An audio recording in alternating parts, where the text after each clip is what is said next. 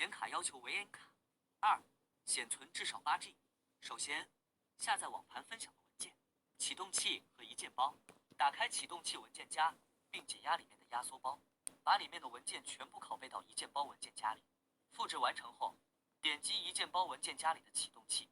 现在启动器界面已经打开，左边竖着这一排页面有个模型管理。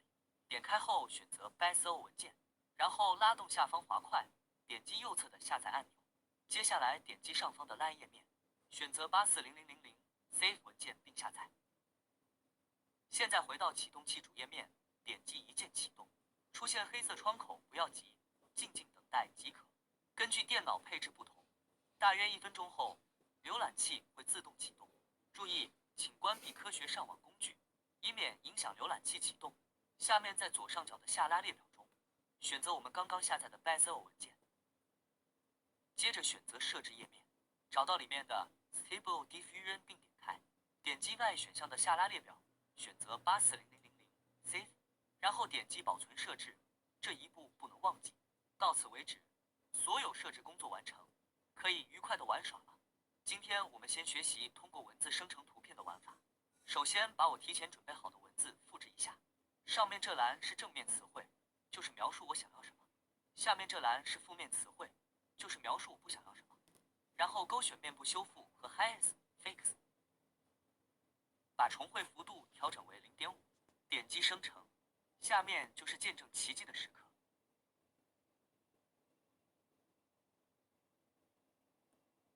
生成完毕。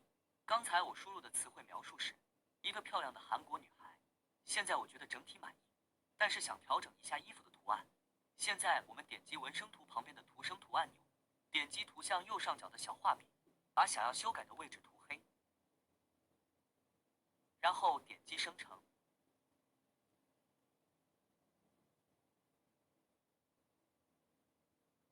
这时候我们发现衣服的图案已经重新绘制了。AI 绘画的基础玩法已经讲完了，接下来我们再学习一种拓展玩法。选择启动器主页面的模型管理，下载 Google File 3文件。下载完成后，点击左上角的蓝色小按钮刷新，点击下拉列表，选择刚刚下载的 Google File 3文件，这是一个汉服素材文件。然后点击模型合并页面，在主要模型的下拉列表选择 BASIO 文件，在第二模型的下拉列表选择 Google File 3文件。这个蓝色的滑动条表示两个模型合并时的比例。计算公式这里有说明，也可以不用修改。现在点击下方的 Merge 按钮，开始合并。当进度条显示100%，就表示合并完成了。这时候左上角会出现一个新文件，就是刚刚合并的文件。这个文件混合了韩国女孩和汉服2种元素。现在我们不改变之前的词汇描述，再生成一次。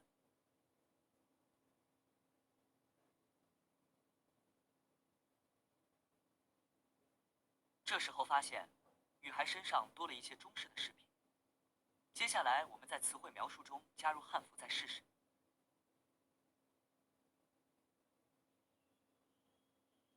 能够发现女孩的衣服已经加入了汉服元素。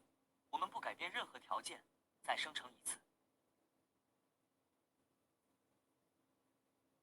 现在生成了一个全新的人物。如果这时候我们对这个人物满意，但是想给它加入新元素，那么就点击这个筛子右侧的绿色按钮，让之后的生成不再随机。现在点击生成，新生成的图案就不再变化了。现在我们为这个图案增加一个新元素。我在正面词汇框中输入了帽子，点击生成。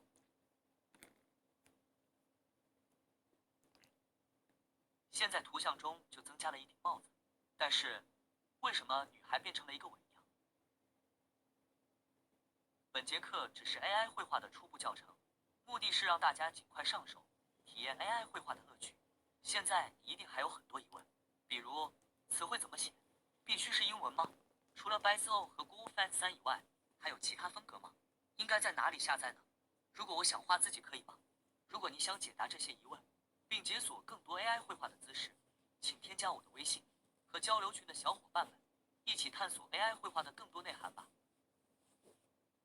学会这套短线战法，5是200万本不要金赚到被引诱20亿。到诈骗。